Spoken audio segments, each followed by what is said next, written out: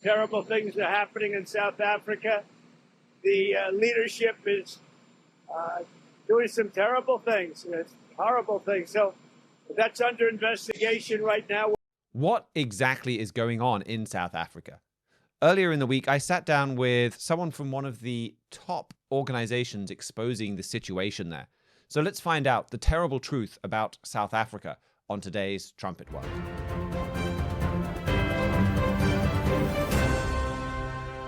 A week and a half ago, South Africa passed a new law that allows the government to help itself to private land under certain circumstances. Over the weekend, Donald Trump spoke out against it, promising to cut off all funding to South Africa until there was a full investigation. Elon Musk has also posted about it, asking South Africa's president, why do you have openly racist ownership laws? So all this has shone a light on a pretty disturbing story. So today I'm joined by Ernst van Zyl, head of public relations at AfriForum, a non-profit civil rights organization in South Africa that has done a lot to spread the word about this and about other problems, about other abuses going on in South Africa. Ernst, thank you so much for joining us.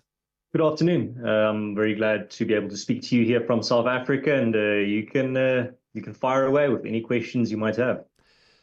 Great. Well, firstly, perhaps we would just talk about this latest news. So this new law that has grabbed a lot of attention, what does it allow the South African government to do? Right. So there's a bit of a context here that I think is important, but I'll keep it short. So around 2018, the South African government, more particularly the ANC party, tries to push for an amendment to the South African constitution, which would abolish private property rights, make expropriation without compensation, Zimbabwe style, possible. That then fails to pass in Parliament for the funniest reasons ever, for the reason that the radical left-wing parties within the Parliament says that the amendment to the Constitution does not go far enough. So in a strange twist of fate, private property rights were saved by the hubris of Marxist-Leninist parties. But as I said, that's a bit of a different story. Then after that defeat, the ANC comes out, and here they overplay their hand, because now we can reference back to what they said here. The ANC representatives come out and says, all right, we've tried this avenue now to achieve expropriation without compensation, amending the Constitution. It has clearly failed. We will now try alternative routes to get to the same ends. One of these routes they name, and they say it is the Expropriation Act.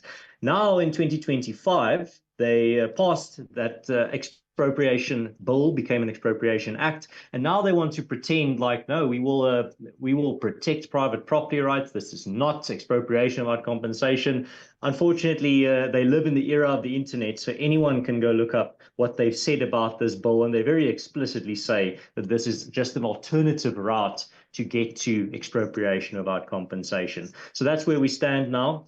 The Expropriation Act has been signed into law. It still needs to be proclaimed, which means that it has to be co-signed by the Minister of Public Works, under which it falls. And that minister comes from the opposition party, or former opposition party, seeing as they've now formed a coalition with the ANC, Dean McPherson. And AfriForum's demand to Minister McPherson is that he should refuse to sign or to co-sign the bill, which would cause a crisis in regards to the implementation of the bill. So we'll see what happens there. We had a very productive meeting with Minister McPherson today, so I'm feeling very confident there. But if that avenue does not work, AfriForum has many other measures that we plan to use in order to stop this onslaught against private property rights in South Africa. So things like court challenges, is that still on the Absolutely. So this is not a kind of it's not a done deal at this point. No, it's still, the fight has only just begun, and our fight back is going to be multifaceted. It would be very foolish to just put all your eggs in one strategy's basket. So we have a 3-point plan from AfriForum's side. The first point is demanding that the minister refuse to co-sign the bill, which creates a crisis for the bill's implementation itself. Secondly, we will be challenging the Act in court. We will be testing the Act's constitutionality in court, which we believe is a very strong case. And then thirdly, and this is why I think we are chatting here today, thirdly, we have international approach, where we have built up as AfriForum a very large network of friends and allies and contacts all across the world. And as soon as this act was signed, we made sure those contacts of ours had the facts on their side. They knew what this bill was about. They understood what the risks contained within it for private property rights were. And that's what we did. And we will be increasingly using that network of friends and allies and contacts to add mounting pressure on the government to ensure that the government does not dare to expropriate private property without compensation. So in terms of what's in this bill, because I remember when it came out, I was reading about it, trying to get my head around it, and going to say the mainstream sources, I think it was BBC, Reuters, the account I was getting there was this is compensated confiscations. Right. Generally this allows the government to come in, I guess similar to eminent domain in the United States, where you need to build a motorway. There's somebody that's got their farm in the way and they won't sell it, and you give them a fair price and they have to accept it. You get into the details, though, that's not really an accurate description of what the bill does, or even, as you were saying, what the intent is, right?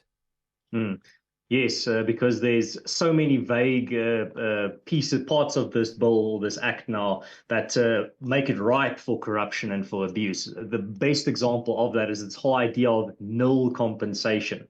They thought if they just change the terminology from no compensation to nil, people would think, oh, well, that's very reassuring. No, actually, all that nil compensation means is that the government is telling you to rest assured, we will not just take your property, we will do our sums on the calculator, factor in all these very subjective things like justice, public interest, redress, all these terms that can mean absolutely anything. And then once we've factored in all those ideas into our sum, then we will come to a conclusion about how much your property is worth, and that conclusion very might well be null or no compensation. I don't think anyone in your audience would be happy if their boss told them that they're going to be earning null wage this month. Don't worry, it's not no wage, it's just null wage. No, null is just a euphemism for no. That's one of the very many flaws within this bill or within this act.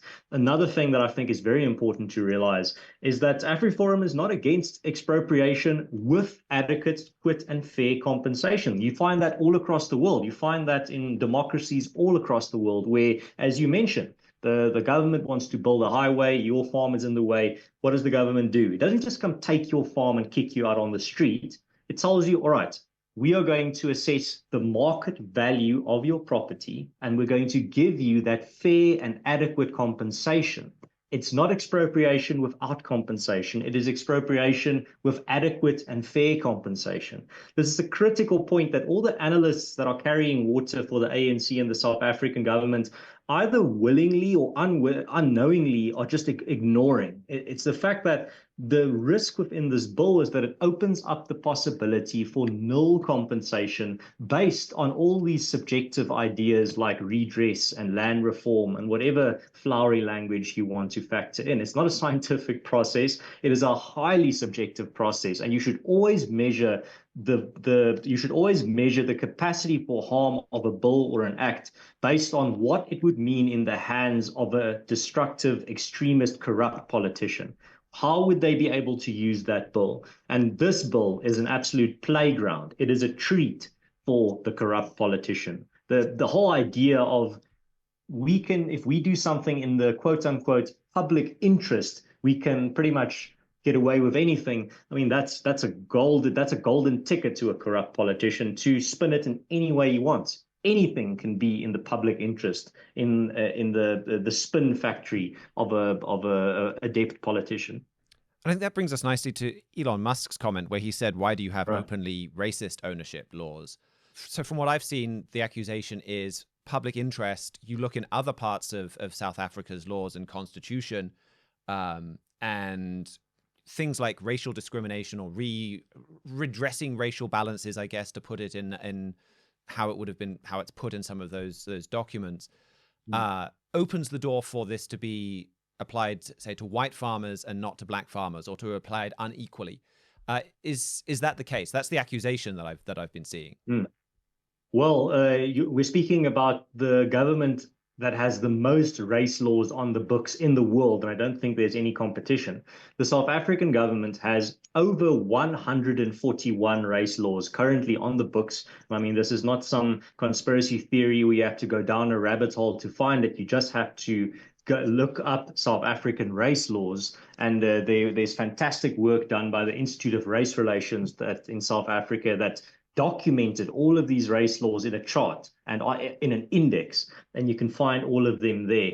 And this is the government we're talking about. We're talking about one of the most race-obsessed governments in the world, and then people are trying to reassure you that there will not be a racial tainting of these types of policies. I mean, it's really testing the patience and the intelligence of the people that they're trying to propagandize to. This is the same government that has been worshippers of Robert Mugabe and ZANU-PF for decades, and now when they are enabling expropriation without compensation, they somehow are astonished or act astonished when people don't believe them when they say they will respect private property rights. No, well, your hero, Robert Mugabe, didn't respect private property rights. That doesn't compute. So I think they've completely overplayed their hand. They've stated they've, unfortunately for the ANC, they've gotten too excited in the past and just blabbered their plans all across the table, and everyone heard what they said, and the internet is forever. So all of this is documented. And now they're trying to walk it back. Now that Donald Trump has said something about it, I can guarantee you from what we've seen the ANC tweet out, post, and say in the past 24 hours, it is full-blown panic stations within that party. And you brought it back to 2018 in their previous effort to change this law. The context that we need even goes back even further. I mean, you mentioned Robert Mugabe and his confiscation of land from white farmers that happened in Zimbabwe that just led to famine, that just destroyed the economy and the farming industry. I mean, on so many levels, because private property, private ownership is the foundation of any kind of free market economics. It's a basic ingredient for prosperity. But then in South Africa, it's the foundation that every single investment decision is based on. I mean, nobody in their right mind, whether international or domestic, wants to invest when their investment or the property that they are investing in, or whatever they're investing in, can be confiscated by the government. That is a disaster for investment, both internationally and domestic. South Africa, it seemed like Zimbabwe did this officially. South Africa, you've had farm attacks now going back years, decades. I think I pulled up the latest stats because AfriForum, there's an annual report I think that comes out every year that you guys pull together. It was about between 5 and 6 farm attacks a week for 2023, and I think about an average of 1 murder of a white farmer, or I can't remember whether it was white or just a farmer, a week. I think your figures also made clear black farms are attacked as well.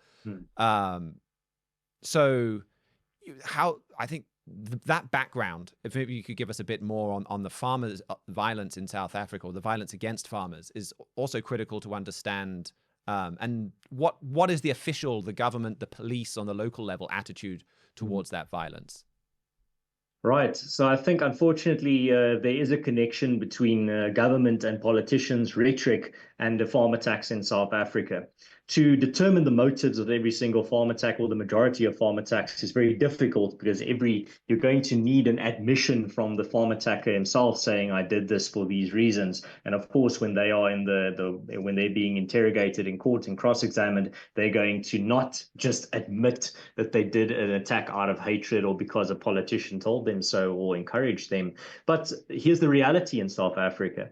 In South Africa, you have chants like kill the Boer, kill the farmer, where a stadium of 80,000 people make that chant, and there's just no social repercussions. The politicians that do it get away with it, politicians with millions of followers.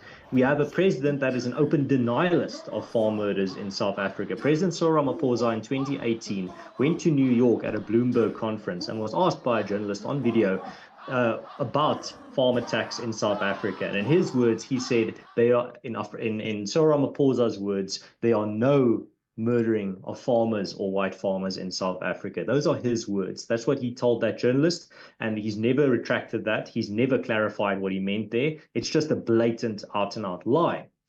And another thing that I think points to the government's complicity is the fact that the South African government, outright just refuses to classify farm murders as a priority crime. Now, a priority crime in South Africa is a class of crime. It is not just one type of crime. It is a collection of crimes that are in that collection or in that list and classified as such because they have very particular adverse effects on the communities where they are committed, and they have a unique character to them, and they need a unique response.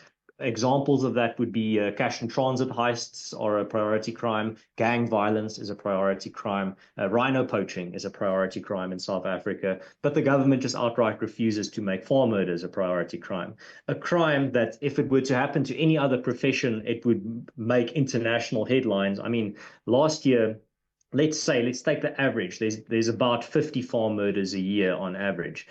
What do you think the reaction would be if it wasn't 50 farmers a year, but 50 politicians, or 50 journalists, or 50 podcast hosts, or 50 TV presenters, 50 doctors?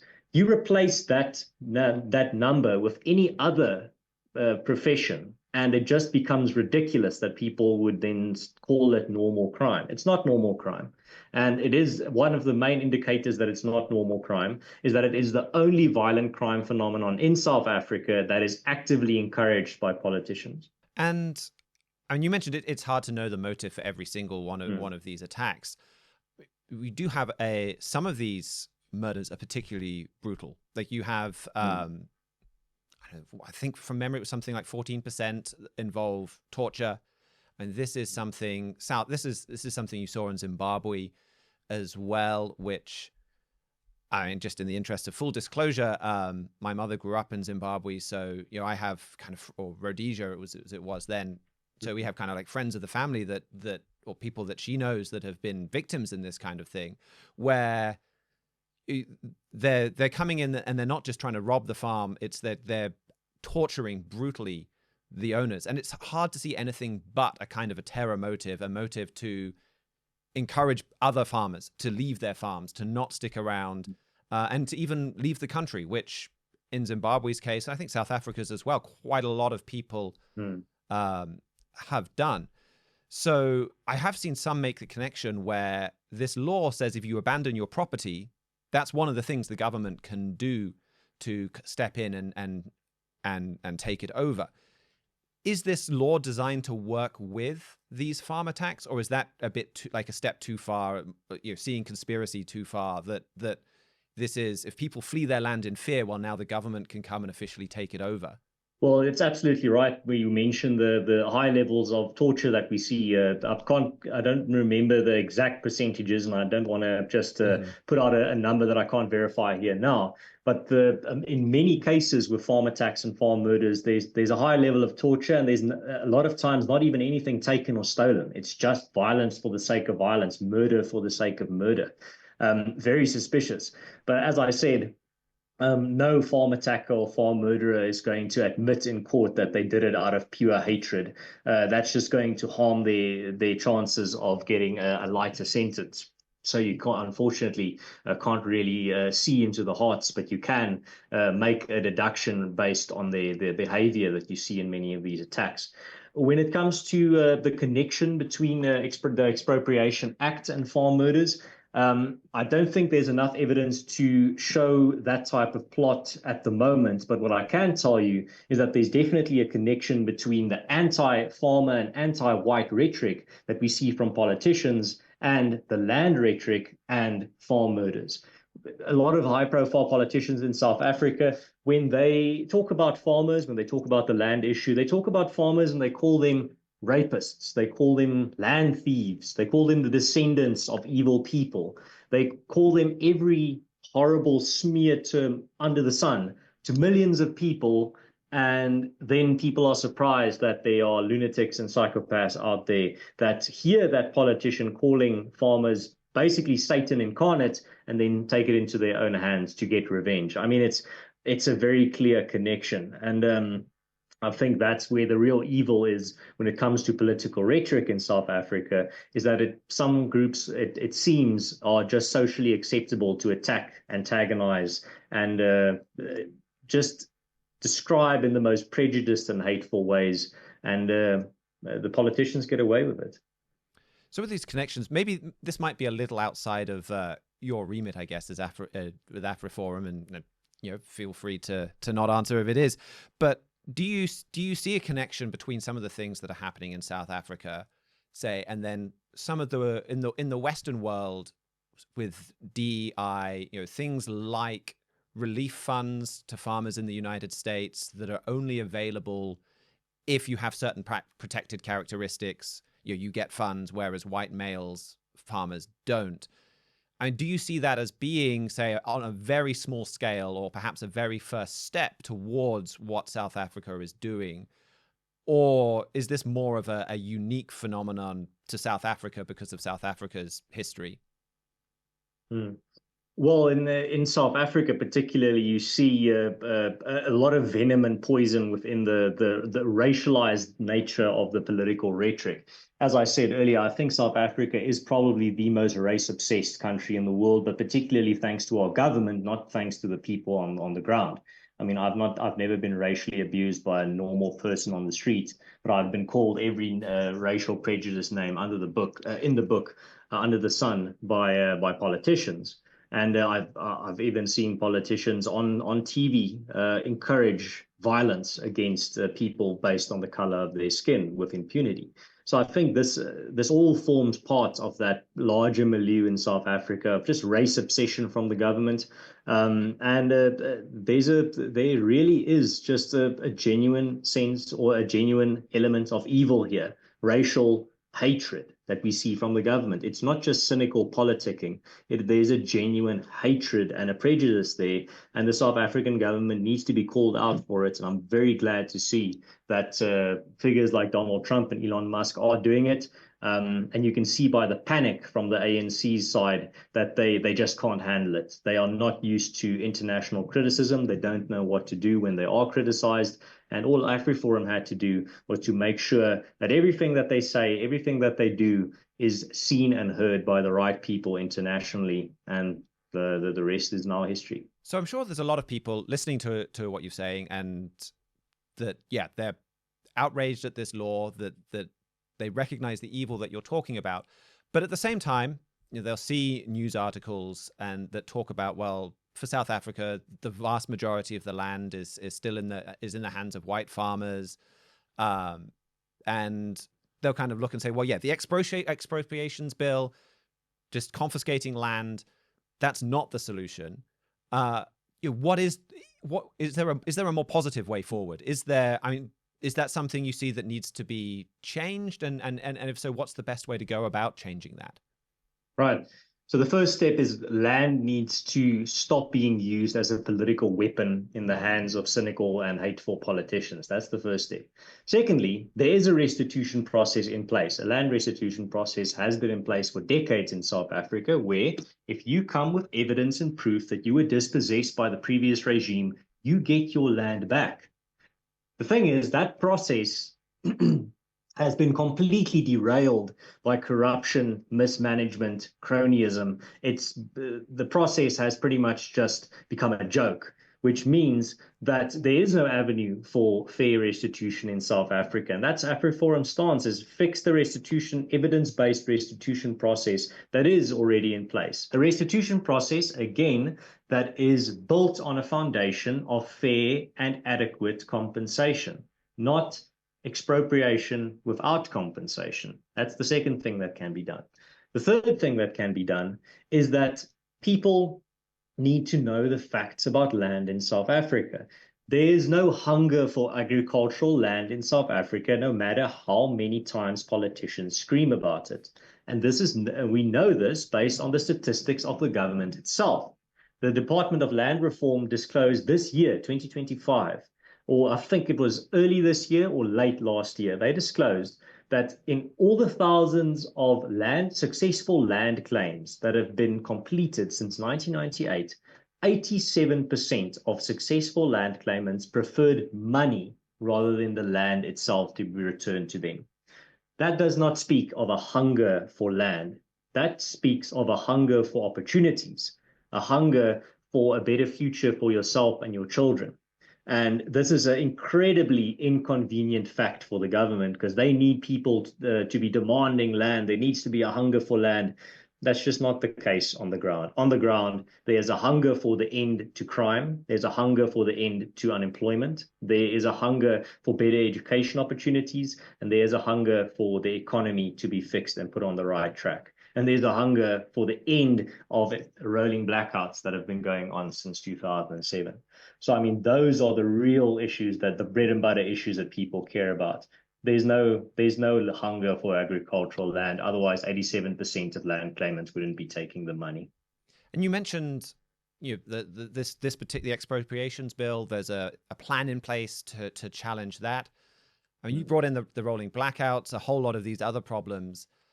I mean, what does the solution look like? Is it like, how do you turn South Africa around at this point? Well, firstly, you need to abolish every single race law that exists in the country, and you have to give meritocracy a chance. South Africa is not a meritocratic society, not based on the government's actions. Meritocracy needs to win out in South Africa. Race-based laws need to be abolished, and then land needs to stop being a political weapon used by politicians. There needs to be the discussion needs to revolve around the facts, not about what the government wishes were true. That's really all there is to it. And South Africa needs to be an attractive environment for business and for investment, which it absolutely is not when the government is threatening private property rights. Well, thank you so much for joining us. Your organization, AfriForum, I mentioned while we were chatting ahead of the show, I was just looking back at some of our past coverage of South Africa. I've noticed we've quoted some of your statistics and reports over a whole number of years. It's been an invaluable resource for drawing attention to what's been going on there. So, I mean, for any of our viewers, any listeners that would like to know more, I mean, where can they get more? And maybe you could just tell us a little bit more about your organization. Well, we have a website, www.afriforum.co.za. We're also on all social media, on X, on YouTube, on Facebook. And you can go find all your latest news there. And if you live in South Africa or abroad, you can support us by becoming a member of AfriForum. You can do that by visiting the AfriForum website and clicking join. Ernst, thank you so much for joining us. It's been a really interesting, eye-opening interview. Thank you for the opportunity. Have a nice day. Goodbye. So that was our interview. It's an important story to share for a whole range of reasons. It's an evil in this world that too many are just not aware of.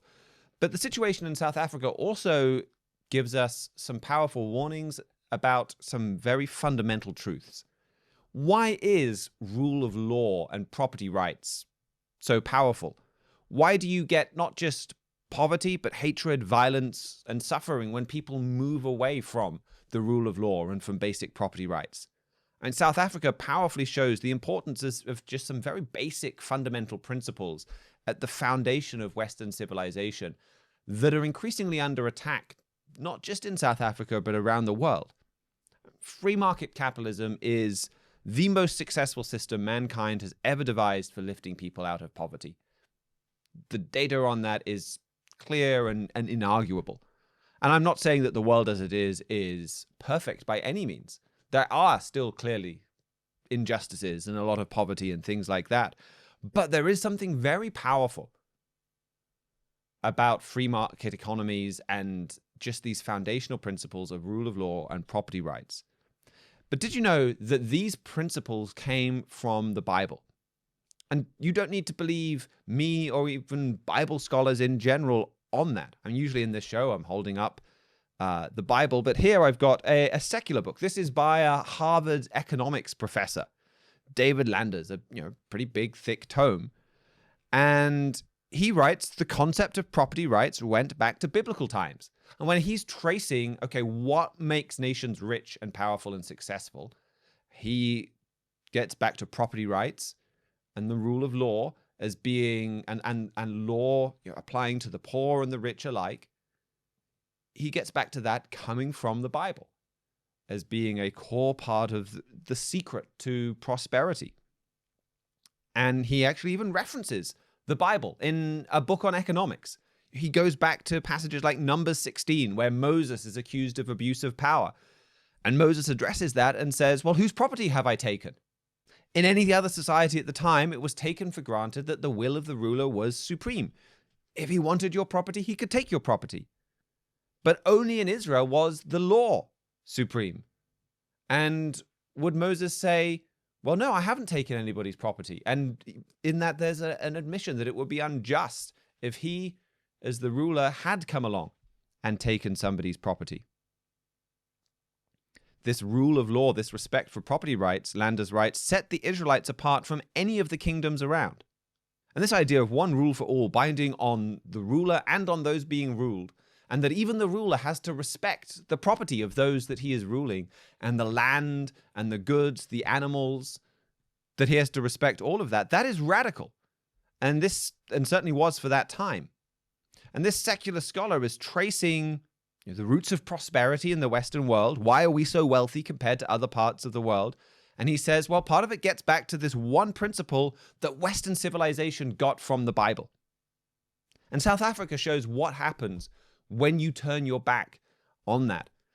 And he just has a short section in this book, but it's fascinating. He talks about groups like the Waldensians and the Lollards that brought reading the Bible and translating the Bible into the vernacular, into the languages that people spoke, as being of key importance to Western civilization, because it brings these principles to the fore. And treating people equally, fairly, not discrimination. This is a fundamental principle taught cover to cover in the Bible. And the idea that rulers have to submit to the same law as those they rule is right in the Bible. And in Exodus 23, while God is giving basic principles to his new nation, he commands them to judge everyone the same. Exodus 23 and verse 6 in the New International Version, it says, do not deny justice to your poor people in their lawsuits. Verse 4 talks about, well, if you find your enemy's property, you have to return it to him. You need to respect the property of others, even if they're your enemy. You need to actually have an obligation to help protect and defend their property. You find their animal wandering. You need to look after it, bring it back to him. Exodus 23 and verse 9 says, well, don't oppress strangers or foreigners. Now, the subject of, say, borders and open borders and migration, that is a different subject. God doesn't say, well, let anyone and everyone, regardless of culture and practices, come into your country. But he does say, for the people within your country, treat everyone the same. You don't discriminate between different races or against foreigners. And like I said, this goes throughout the Bible. It's there in the second book of the Bible, in Exodus, where God is setting out his laws for the nation. You can turn all the way to the other end of the Bible. And you get to James chapter 2, and James is giving instructions to individuals in God's church, and it's all based on exactly the same principle. You don't treat a wealthy individual any different from a poor individual. And James 2 and verse 9 calls it a sin to respect persons, to treat people differently, to deviate from this equality before the law. God says that that is a sin. And the Bible's commands are even more specific. They condemn so-called reverse discrimination. Now, we might reason out, well, we need to level the playing field. We need to bend or break this principle of equal treatment before the law to favor the poor and the disadvantaged. You have this saying that's spread around, especially in the United States. We want equity, not equality. This is a fundamental tenet of modern leftism, reverse discrimination. Or it's not just enough to be racist and just not discriminate. You have to be what they've termed anti-racist. You need to discriminate in the other direction. That thinking has become massively common. Well, what does the Bible say about it? Exodus 23 and verse 3 in the New International Version says, do not show favoritism to a poor person in a lawsuit. So the Bible says don't do positive discrimination. Don't do reverse discrimination either. Treat everyone equally. Respect everyone's property, whether they're your enemy. Everyone is equal under the same law. And when nations have done this, it has led to incredible prosperity. And I thought Ernst made a great point in that interview where he's talking about, well, what's the solution to this? And he says, well, South Africa has a legal process to remedy past injustices. So, yeah, okay, we can do some things to remedy past injustices without violating the rule of law.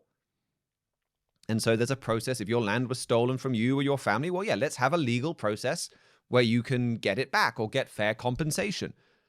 And with a big corrupt government in South Africa, that process has become corrupted. And he's saying, well, the solution is, well, still do it lawfully.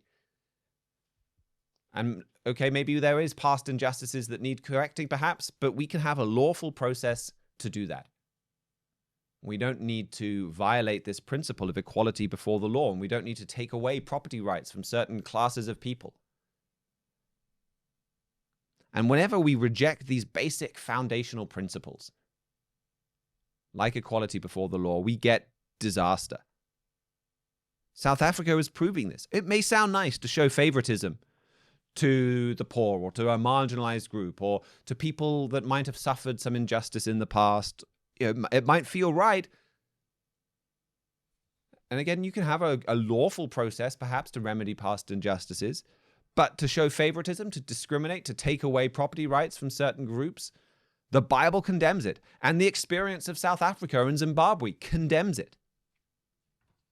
And shouldn't that cause more people to look at this book? To look at the Bible, if it holds such a powerful secret to unlocking national wealth and prosperity, if it explains some of the biggest long-term trends in history, like why some nations are poor, well, and some are wealthy, well, is there more in it? Do we have more to learn? And here on this channel, on Trumpet World, we talk about world events and the Bible. And that is a pretty unusual combination. There are plenty of channels on YouTube out there talking, or Rumble or anywhere, talking about world events. There are plenty that talk about the Bible. There are a few that combine them. But one important reason that we do that is world events point you to the Bible and to the living God. And really, you start to look at cause and effect and why things are going wrong in South Africa. That's just one example of this. And in doing this and talking about world events in light of the Bible, well, we're following in the footsteps of Herbert W. Armstrong, who in the modern era really began using radio, print, TV to get out this same message that we're getting out today.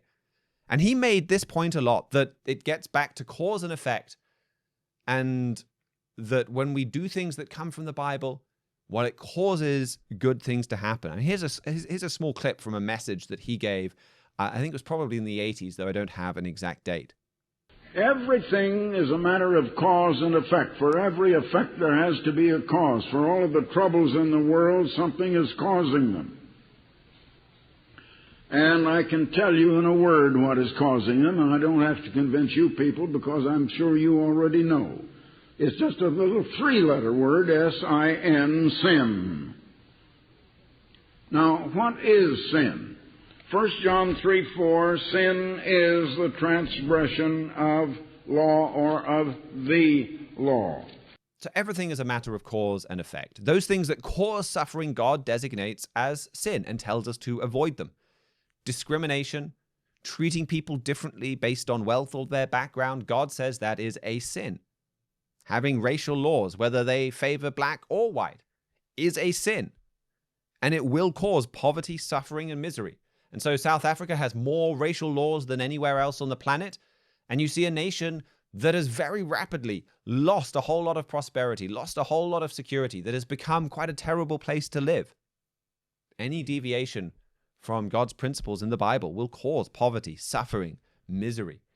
Ultimately, it's deviation from God's law. God's law outlines for us the way of life that will cause prosperity and happiness, and shows the opposite way of life that causes misery and suffering. Now, there's more to God's law than equality before the law, property rights, etc. Those property rights, equality before the law, it comes from the Bible. It's a pretty basic requirement for prosperity. But even in civilizations that have embraced these, yeah, there has absolutely still been injustice. There has still been suffering. There has still been poverty. Why? Well, because there are still a lot of other biblical principles and other biblical laws that we're not following. And so the solution isn't to reject property rights and rule of law and instead go for positive discrimination. It's to go back to the Bible. It's to go to the same source that gave us this powerful principle of equality before the law and property rights and say, well, what else does it say? What is in there that we're not doing? And at our website, thetrumpet.com, we have a wealth of material going to, well, what else the Bible does say? Principles that you can apply in your own life to principles for governing society and showing how to bring God's law and the blessings that come from that on the national scale. And so I want to conclude by just mentioning one book by Herbert W. Armstrong, and that is The Wonderful World Tomorrow, What It Will Be Like. And like I said, we have a great much more material on our website if you just click on the literature tab, and you can get our full catalog of books and booklets. But this particular book, The Wonderful World Tomorrow, What It Will Be Like, it is all about cause and effect. It is all about the things that we are doing that are causing now massive problems in society, and how those causes can and will be dealt with, and the results that will come from addressing the causes of those problems and turning things around. And it shows a better world is possible, that the Bible's principles, the Bible's laws tell us how to create that better world. And more than that, a better world is coming for South Africa, for the United States, for Britain, for the entire world. A better world based on God's principles is coming. And that book, The Wonderful World Tomorrow, will show you how. So thanks again to Ernst for joining us. Thanks to George Haddad for engineering and production. Thank you to you, the listener, for joining us on today's show. If you like the show, please do subscribe, leave a comment, like, whatever it is on the platform that you're watching at. You can get in touch with us at Trumpet World at thetrumpet.com. We would love to hear from you. We'll be back at 2:30 Greenwich Mean Time or 8:30 a.m. Central Standard Time in the US on Friday with our live Week in Review show. And until then, keep watching your world.